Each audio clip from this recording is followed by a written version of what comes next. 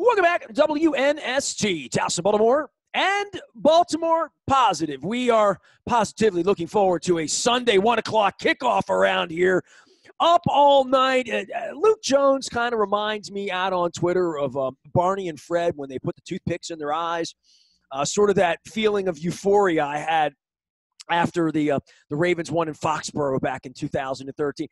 Everyone had that old feeling again on Monday night, right? Whatever that Ravens thing is that the whole country was kind of watching, right? I mean, there was Scott Van Pelt's jaw was open at the end. If you were falling asleep in the first or second quarter, and I'm guilty as charged on a Monday night because I'm an old guy, you certainly got awakened at some point, and I bet the ratings are up, Luke. Yeah, I'd say so. And I think you saw the reaction from plenty of folks on Twitter that drew some comparisons to that Rams-Chiefs game a couple years ago on Monday Night Football, where it was just an absolute track meet. And I mean, who's going to really expect Ravens, Browns, AFC North, number 1 and number 2 rushing attacks in the NFL in terms of yards per game, and it's a 47-42 game? I mean, look, I picked a close game. I think I picked Ravens 27-23. I think plenty of other people had this one being in the 20s, but 47-42, I mean, that was an instant classic, and that was a fun football game. And you know what's crazy, Nestor? And I'm going to be the one who brings it up, and normally you're the one who brings this up when we have these instances. We're now, full disclosure, this is our third segment. We've talked about the Ravens and Browns. Justin Tucker hasn't come up yet. A 55-yard game-winning field goal, and it's so far down on the list. And look, that's a compliment to him. You're talking about a guy who I've said for many years, I don't know what else to say about him. He's the greatest kicker in NFL history until he suddenly isn't anymore. And I'm not saying that that's going to happen. But he makes a 55-yard field goal. And what was funny about that, and I think many Ravens fans felt the same, when he's trotting out to the field after Lamar spikes the ball with 7 seconds to go, was there any doubt he was going to make it?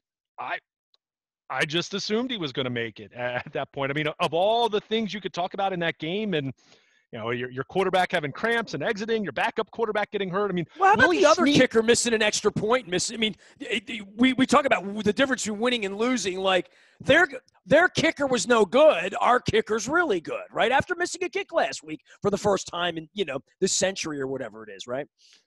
Right. But that's every week. The Ravens always have the better kicker. But you consider everything that went crazy in that game. I mean, Willie Snead was taking snaps on the sideline after Trace McSorley gets hurt until they realized Lamar Jackson was back on the field. I mean, that's where they were at the 2-minute warning on Monday night. But of all those different things that happened, and health in the secondary, and uncertainty at right tackle, and forcing a boatload of fumbles and not being able to recover them, your kicker trots out there for a 55-yard field goal, and to your point, it's automatic. You're talking about Cleveland or just, I mean, just we've had a chance the last couple Sundays to enjoy Red Zone, right? I mean, sitting there on a Sunday and the Ravens aren't playing, and you're just watching the rest of the league. Kicking is terrible in the NFL. I mean, it's awful. It's absolutely awful. Well, they moved the extra point back, and that sort of has exposed how often one can make a 35-yard field goal. I mean, it's bad. It's not good, but that's not a Ravens issue. And I get it. He missed one, and that's kind of weird when it happens, and it was under 40 yards against Dallas last week. But did anyone have any thought that, is Justin Tucker going in a slump? It must be that, it's every 4 years he misses one under 40 yards. I mean, that's literally the last time he had missed one. But the 55-yard field goal, which is not an easy kick. I mean, that's 55 yards, especially the wind was blowing in Cleveland. We weren't there to appreciate that on the walk into the stadium, but the wind was blowing, and it wasn't necessarily blowing in one direction, and you still had no doubt that he was going to make it. I mean, of all the things that you could point to in that game, weird things that happened, uncertainty, this guy getting hurt, this guy coming back, this play not being made, this drop pass here, that fumble there. I mean, all the different things you could point to in that football game. Justin Tucker, whether he's going to make a 55-yard field goal or not, didn't even register. I just assumed he was going to make it. And that's such a compliment to him that you're talking about a game-winning 55-yard field goal. And we've talked about this game now for quite a while, and it had come up in passing once or twice. And this is the first time we've devoted any oxygen to Justin Tucker being Justin Tucker. And it's such a compliment to him. And I mean, we said it when Lamar Jackson and the offense comes onto the field with, 64 seconds to go. They didn't have to do a whole lot. So Lamar completes 4 passes, 3 of them to Mark Andrews.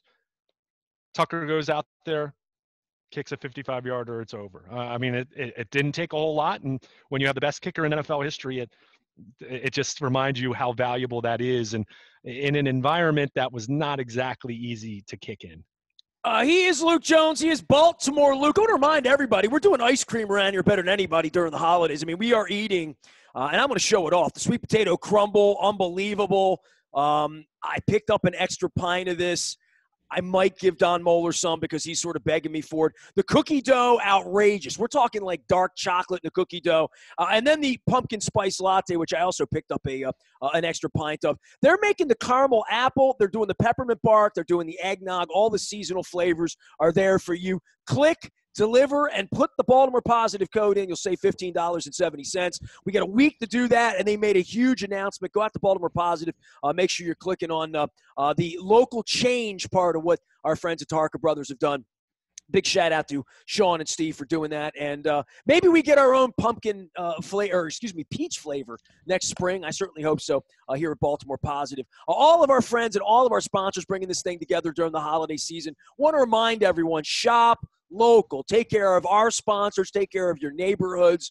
They need you more than ever. I went and got some meatballs over to Michi's. I want to give some love to Jody and Penny and Scott and everybody over there making that delicious garlic cheese bread with the meatballs and the marinara. And I can't wait to get back in there and sit underneath of Ray Lewis with his knee on the chest of Ben Roethlisberger. It's been a long time since I just sat in a proper bar and watched a ball game, and I'm looking forward to doing that over to Michi's. I'm looking forward to doing that in a lot of places. Luke, this has sort of turned the worm on the season and the vibe, right? Like where we were before the Dallas game, after the Pittsburgh game, after the COVID thing, where we might have been when Trace McSorley is in pain, writhing, and there's no Lamar, and then there's a Lamar, and that Willis Reed moment happens. For the team itself and for trying to put this together football-wise, we talked about the good, the bad, and the ugly of a 47-42, a game that would have made the gods of the AFL, Lance Allworth special, right? Even the safety at the end to push the spread to drive everybody crazy in Vegas to awaken the ghost of Bubba Smith throwing Super Bowl III. So for all of the conspiracy and all of that, we came into this saying, all right, is Cleveland any good? Yeah, okay, fair enough. I mean, I don't know that they're Buffalo or Kansas City or where we thought Pittsburgh might have been, and Pittsburgh right now is its own issue.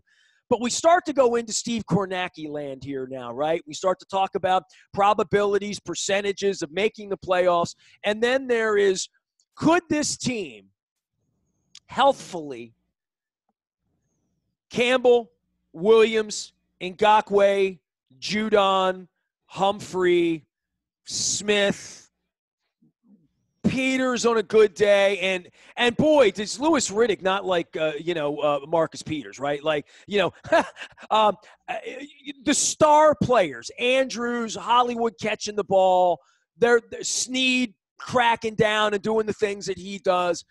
I don't know what's up with Ricard. We saw him run off the field. Clearly, they're going to have a quarterback issue this week, and I guess the Colin Kaepernick thing starts to happen again because Trace McSorley busted up now, RG3. There's more drama headed the next 3 weeks, and they better not find themselves in a 17-16 game with 38 seconds left to go and the Jaguars kicker coming out to try to beat them, right? Like that better not happen. But I mentioned this sort of flippantly a while ago in the euphoria of the aftermath of LaMarvelous and Monday night. I said, got to get the starting pitching together for October, right? Okay. I mean, respond to that because that's sort of a flippant thing for me to say. But that's all that matters, bro. All that matters is they better beat Buffalo, Kansas City. They better win the first playoff game. You know what I mean? Otherwise, we go back into the plague on January 10th, and it's 9 months of Lamar hasn't won a playoff game, and we're in year 4. Yeah, I'm not going to argue with you on that. I would just say you have to get in first. I mean, they still have to win these final 3 games. That's why, this concept of, well, you don't want to run Lamar too much. That Jacksonville's played some tight games this year. The Giants just beat Seattle in Seattle a couple weeks ago. So we've seen the Bengals break the Ravens' heart in the past, although certainly not a Bengals team that was certainly higher caliber than the current state in Cincinnati with their injuries. But you're right, and that's why I said not to just accept this game as a sign of automatically assuming fate or 2012 or a 2000-like run. Yeah, I mentioned 2013 where we all remember the snow game against the Vikings. We remember Justin Tucker hitting a 61-yard field goal in Detroit. And then the Ravens lost 2 games and didn't even make the playoffs. So you take this for what it is. It's a huge win. There's no question about it. And it's a reminder of the special it factor that Lamar Jackson has. Even if his it factor looks different than Patrick Mahomes or Aaron Rodgers or whichever more, quote, conventional quarterback you want to name. But they still have work to do. And there's still questions about this football team. And now for me, there's still the question of this offense and the passing game specifically and being able to build on what we saw on Monday night. I mean, they've run the ball exceptionally well the last 2 weeks, so that's good to see. That's encouraging for an offensive line that has had a lot of moving parts, had moving parts on Monday night. If you notice, Tyree Phillips started the game. He got benched, and DJ Fluker played the rest of the way. We've seen them not have a high level of confidence in DJ Fluker. So the offensive line, while it's done a great job from a run blocking standpoint the last couple weeks, there's still a question there. And then on the flip side now, after a season in which the Ravens have leaned heavily on their defense, we're now looking at a defense that you have some doubts about. And sure, is some of that related to health? Yeah. Calais Campbell played more on Monday night, but I think we would be kidding ourselves if we assumed he's 100%. We would be kidding ourselves if we assumed that anyone that was on the COVID list, like Matthew Judon, just assuming they're 100%, you can't make that assumption. And they're really banged up in the secondary again, and Jimmy Smith got hurt again, and they were at a point where Anthony Levine was playing the nickel. As I mentioned, that kind of called back to the days of. Well, Willie Snead better not be their backup quarterback this week, right? Well, sure.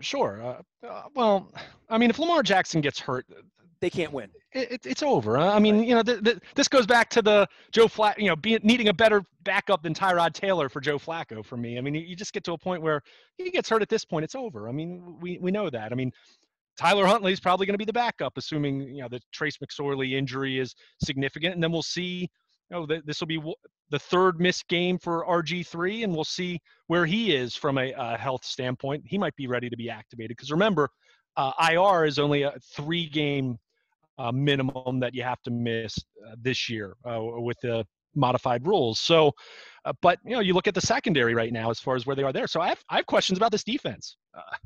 Where was the pass rush consistently? I mean, they pressured Baker Mayfield at times. There's no question about that. And you give him credit for escaping that pressure and scrambling. Not like Lamar Jackson, but he moved and he had some key scrambles in some key spots. But they didn't have any sacks. And they have 6 sacks over their last 7 games. And, I mean, Yannick Ngakoue has provided pressure, but has he transformed their pass rush? It'd be hard to say he has.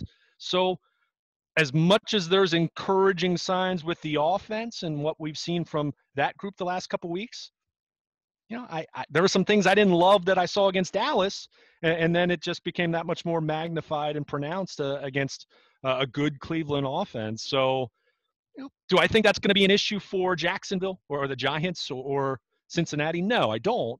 But to your point, bringing it back to your original question here or your original thought, the idea isn't just to get into the playoffs. I think maybe when you look at the injuries, do you say, okay, Super Bowl or bust, like we kind of thought at the beginning of the year? Yeah, that still feels like a lot, when you're considering some of the Oh guys my that they God! At this lost. point, we But would be if we're playing in the AFC Championship game in 6 weeks or 7 weeks after having won in wherever those 2 wins are, or right, whatever's away, whatever that is. If that were to happen, it would be like Christmas all over again, right? Because I think you and I have been at this a long time. We were questioning whether there would be a season, right? I think both of us, right? I think we questioned whether there should be a season. Once the season started, we're like, well, we're pretty good. I don't know if any of the other teams are any good. And we're feeling like, well, if we can get there, we're 4-1, 5-1, whatever we are, Kansas City, Kryptonite, all that. And then we go into that October thing where I haven't, since Ronnie Stanley went down, and I'll stick with that, the minute he went down, I mean, I remember I had Pizza John's pizza in the oven. I was heating up some pizza during the game, and I got up to go to the oven. I grabbed the mitts. I turned to my wife while I watched him down, and I said, they can't win a Super Bowl without him. And, I haven't felt like they can win a Super Bowl. And maybe that moment where he runs out, takes off the cape, and beats Cleveland at the end, and Tucker hits the field goal, that's beating Cleveland on a night where a lot of things went right and a lot of things went wrong. I don't know that that's slamming down with Buffalo, Kansas City, and Pittsburgh back to back to back. I don't know that I'm believing to that level. But for the first time, I wake up on a Tuesday morning and think, okay, I mean, I think they'll skate these 3 games. I think they're professional. To your point, I don't think they're going to do what happened back in 2013. I think they'll hold their water the next 3 weeks, and I think they'll win. Now, do I think they're going to be formidable in January? Probably depends on what I see. And what I pointed out to you to begin this conversation was they get a lot of good football players still, right? Like, sure. so as much as I want to talk about Boyle or Stanley or even Marshall Yonda, and we'll cry me a river for all of that, right? Or even Hayden Hurst, right? Don't get me started on Darren Waller or any of the other guys around the league that are performing or maybe not performing the other day. But in the case of the Ravens, they have a lot of really good football players. They haven't had most of those players on the field the last month, whether it's Campbell, Williams, Lamar, Andrews. You take all those players out, and you know what? They've looked kind of like an 8-8, 6-10 kind of football team, especially when they're running around with Trace McSorley or RG3, right? Like they haven't looked like January stock until Monday night because they probably had their full complement of players playing at a more healthful level than we've seen them play at. Now, can the next 3 weeks not be a body bag tournament for this team to get the pitchers ready to pitch, right? I mean, get ready for what really matters.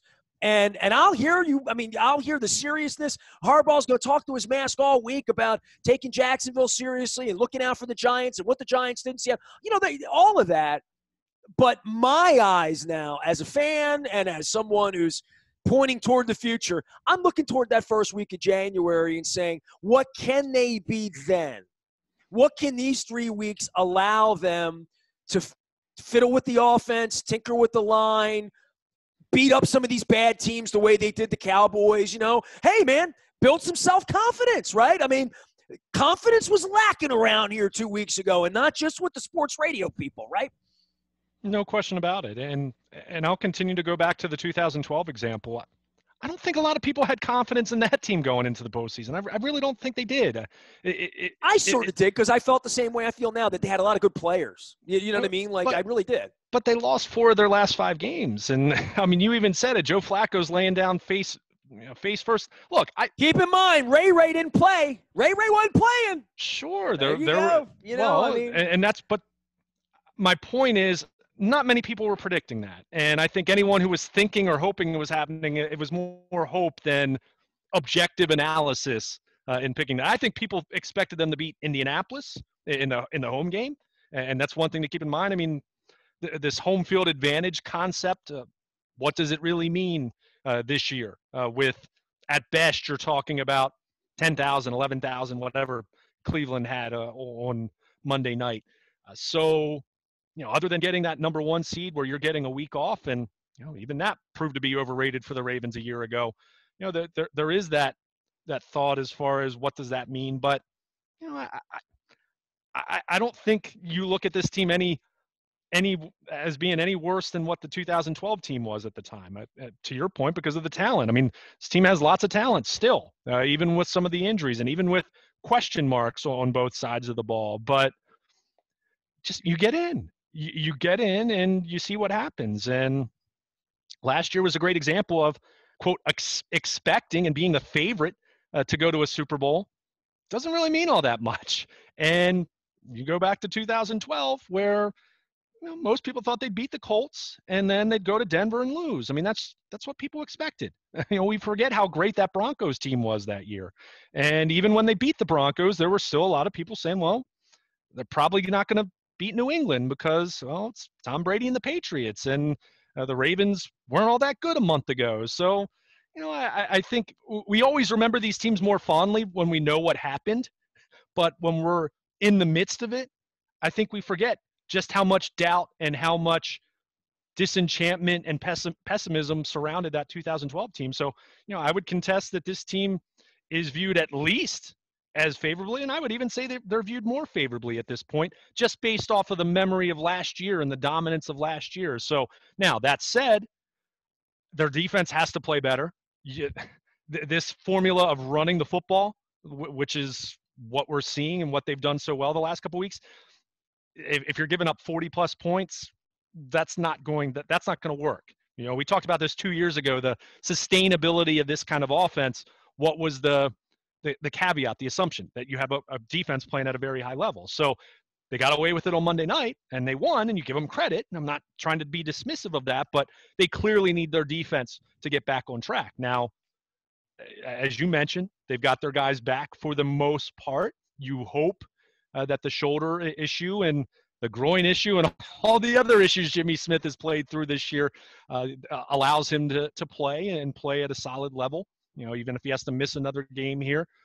But they need the defense to play at a higher level. And I'll still say it, through the euphoria of Monday night and fully acknowledging that Lamar Jackson made some big plays with his arm at the very end of the game, for me to really truly believe that they're going to make a run in January and win a couple playoff games and maybe get a chance to go to Arrowhead and play Patrick Mahomes and the Chiefs, their passing game is going to have to do more. It's just going to have to. I people can disagree with that. I just see how the league is today. And that's even acknowledging the Ravens are different than other teams. So not to say that Lamar has to throw for 400 yards, but it's going to have to be more. And Lamar even talked about that after the game. He even said, look, there were still some things that we didn't do well. And that's why you like him so much for a 23-year-old who will turn 24 in January. That he called Lisa Salters Miss Lisa. I love that. Even through the excitement and just, what was one of the top moments of his young career, which is saying a lot. When you consider what this kid's already done in his career, but to have that kind of win, and he's flat out saying, yeah, we still need to be better. I still need to be better. He lamented the 2 deep shots. He needs to hydrate better before the game is what he needs to do. Yeah. No question. But to bring it back to your original point, yeah, I look, the expectations of winning a Super Bowl, I think it's tough to ever be in that position where you're, quote, expected to do that. And that's what the Chiefs are still going to deal with as good as they look right now. And, they continue to win these one-score games and, they don't put teams away, but they're winning. But that pressure is going to be on them. And they know that anything short of at least getting back to a Super Bowl is a failure for them. The Ravens going into the season, the expectations were Super Bowl or disappointment. Now, you and I've already established, has that been adjusted a little bit? Yeah. Do I think it's enough for this team to just get into the playoffs and then you lose in the first round? To me, then that's still going to leave you wanting. That's going to leave you in the offseason kind of saying, where do we go from here? Not in terms of any great doubt in any individual, but how do you make this team better? How do you get this passing game better? How do you get some better wide receivers in here for the however many year in a row having that discussion? So yeah, there are expectations, and I think Monday night raised those expectations a little bit, but that's a good thing, right? considering where they were a couple weeks ago, I mean, to your point, I want to believe they have a chance to win a game or two in January, because if they can win a game or two, they can win 2 or 3. Well, right? and that's the thing. Again, you get in, you hope that you have some level of health, not knowing that you can't do anything to get Ronnie Stanley back now. You can't do anything to get Tavon Young back now or Nick Boyle back now. But in terms of the guys you have right now, can you be healthy? And what's your draw going to look like? I mean, that's a big part of it too. I mean, you get a first round matchup with a team like Pittsburgh, who, with all due respect to the Steelers, are 11-2, and I think some people are still being a little bit too quick to bury them, although they look like they have some major issues. There's no question. But if you're the Ravens, you outplayed them the first time you played them, and Lamar turned it over 4 times. So, yeah, your quarterback turns it over 4 times, you're going to lose to just about anyone. Well, this group doesn't necessarily wet itself going into Pittsburgh. Well, but my point is that's a team that they match up well with, even though they would be on the road, even though they have an inferior record. They would feel confident, and that would be a matchup I think they'd feel totally fine with. And I think you said it a little bit earlier in our discussion. There's one team that, until I see them do it, I'm not going to believe the Ravens can beat Kansas City until I see them do it. I mean, that's just where we are at this point. And we've seen them lose they've lose to them 3 times in a row, or 3 years in a row, and each one has kind of been less impressive as we've gone along. So beyond that, can they go to Pittsburgh and win? Yeah. Can they go to Buffalo and win? Yeah. Do I think they can go to Tennessee and win? I'm a little more hesitant because of what's happened the last 2 meetings, but it's not as though the Titans blew them out in Baltimore a few weeks ago. I mean, the Ravens, they kind of folded at the end. So, you look at all those matchups, they can win any of those games. The Kansas City one being the big one that you have doubts about, but go back to 2012. No one thought they were going to win in Denver after the Broncos came into Baltimore and blew them out. By the way, the Denver game was still better than the Monday night game. People, the greatest game ever. Yeah, come on now. It was in Denver. Oh, yeah, well, I mean, we're always caught up in the moment. For what it was, it's absolutely one of. I'll hear it as being the most entertaining, but I mean, the Denver game was. I mean, it was a divisional round playoff game. I mean, you look at it, it was the pinnacle moment on a Super Bowl run. I mean, it was incredible. But the Ravens have played some 2000 Jacksonville game, the 2013 Minnesota snow game. I mean, regardless of that game not being all that consequential in the big picture because that team didn't make the playoffs, that was a hell of a fun game. I mean, they played some great games, but this is right up there with anything in the regular season. I mean, it was great theater. It had twists and turns. It had a blown lead. It looked like they were going to lose. They had some injuries. This game had just we've about always everything. wanted a Ravens, Browns, Baltimore, Cleveland sort of rivalry. You know what I mean? Yeah. Like, we've never, ever, as much as they hate us and we stole their team and like all of that, it was 25 years ago, and there's plenty of anger. The anger's palpable, as I know you've witnessed in Cleveland on a few occasions with me. But I said, I tweeted on Monday night, I'm like, man, they really must hate us, right? Because we've never really beaten them when it's mattered to them because nothing's ever mattered to them. This was the one, and all the Cleveland people said this would have been like a LeBron kind of ticket. It would have been one of those kind of nights where, and you and I know that, and didn't you feel when the cameras came on there, didn't you want to be there a little bit, like having you and I mean, I want to be there every week, having been there every week for 25 years. There's a part for you after 12 years of this. You're used to being there too. Yeah. Oh, no question. And I mean, it was still a pretty good atmosphere. I mean, at least TV, and look, what kind of crowd noise was there? Some added in? I have no idea. But it sounded like a pretty good atmosphere for 12,000 people, whatever it was. But yeah, I mean, it is wild to think what that game would have meant to Cleveland. I think probably still means something to them in terms of, give Baker Mayfield credit. I mean, he played his butt off down the stretch of that football game. The Ravens couldn't stop. God, I dislike him so much. It's great. So, but he played really, really well. Isn't he dislikable? I mean, don't you? Oh, sure. I mean, yeah. I mean, Yeah. I mean, I don't know. I if mean, I'd from say, a wrestling bad guy standpoint, like see, I like that kind of thing, though. I mean, it makes for it's good fodder for guys like you and me to talk about how much you dislike him. But hey, after the way he's he got more played last, commercials than he has playoff wins. oh, That that is very always. true. But the way he played against Tennessee last week, the way he played against the Ravens, especially in the second half, I mean, if you're Cleveland, and I said this after the Ravens lost to Pittsburgh with the B squad, there are no moral victories, but I think Cleveland did make a statement at least that, all right, they're a legit 9-4. Whatever that means ultimately, does that mean they win a playoff game? Does that mean these two teams cross paths in January, which would be pretty fun? But they acquitted themselves well, and what does that mean for them? Who knows?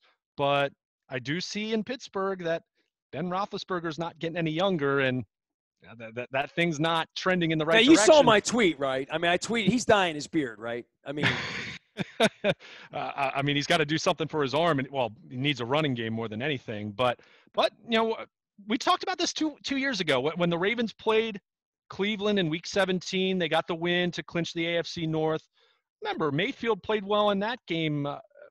Made some plays in the second half of that game where it looked like that game was going to be a blowout, and Lamar fumbled at the goal line, remember, in a game that looked like it was going to be a runaway. It ended up being a close game. And, we said it at the time that if there's 10 more years, we get 10 years of Lamar Jackson, Baker Mayfield, and the Ravens and the Browns being legit AFC North contenders and not knowing what's going to happen with Roethlisberger or who's going to be the heir apparent in Pittsburgh. I'm guessing it's not Mason Rudolph. I think we've seen that at this point. Not knowing what's going to happen with Joe Burrow.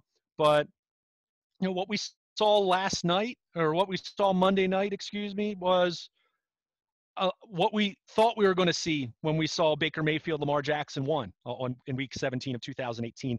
So I'll sign up for more of that because that was fun, and that's a talented Cleveland team. I mean, it really is, and I would not be stunned if these teams cross paths again. They're both going to be wild cards, so I mean, not necessarily likely, but I think Cleveland has nothing to be ashamed of. Let's put it that way. They didn't lose because they pulled a Cleveland Browns. They lost because this was the kind of game that just heavyweight fight going back and forth, and the Ravens happened to deliver the last punch. Here's Luke Jones. You can find him at Baltimore Luke, and on the backfields in Owings Mills. Another 6-day week for the Ravens. They've had many of those in preparation now for the Jaguars. We'll see the Giants, and then the Bengals. Will be talking throughout the holidays about all things Baltimore positive here. Nothing more positive than ordering some ice cream. If you have not ordered from our friends at Taharka, please do so. Save yourself the $15.70. Click on the home delivery. Put in the 8 flavors. They have 26 yesterday because the stock goes up and the stock goes down, and they're making all sorts of new flavors, the peppermint bark, the eggnog's available, the sweet potato crumble as well. Baltimore positive. That's the code. That's all you need to know. I am Nestor. We are WNST.net, AM 1570, breaking down the Lamarvelous victory in Cleveland on Monday Night Football and looking ahead to all things Jacksonville. We are WNST.net, AM 1570, Taos in Baltimore, and Baltimore positive.